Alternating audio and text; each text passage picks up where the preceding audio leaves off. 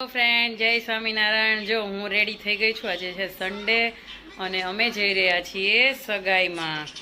તો હું રેડી થાઉં છું, કિંચુ ના પાડે છે અને મારા હસબન્ડ બી રેડી થાય છે અને મને થોડીક વારમાં અહીંયા એન્થમ સર્કલ પાસે નીકળીએ છીએ સગાઈમાં જવા માટે.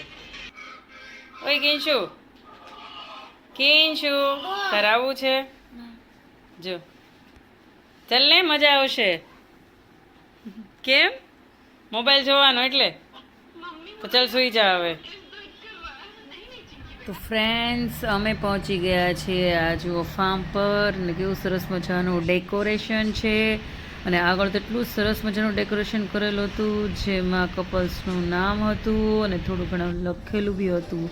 અને હવે અમે ત્યાં બહુ વહેલા પહોંચી ગયા. ત્યાં જોયું ને તો એકદમ ખાલી ખાલી લાગતું હતું કેમ કે બપોરનો સમય હતો ને એટલે હજુ ઘરના જે લોકો આવેલા હતા અને કપલ્સની.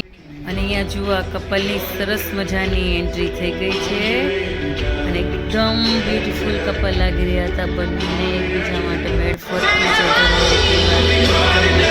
હાર્દિક અને હેમાંશી.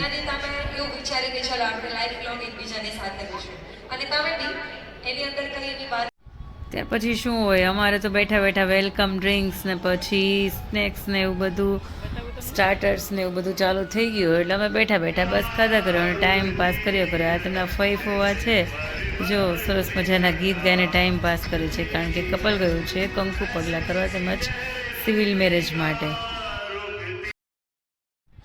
જો આ છે બધા મારા જૂના પાડોશીઓ જેમાં પહેલાં રહેતા હતા, તે બધી જ ફ્રેન્ડ્સ છે આજુબાજુમાં.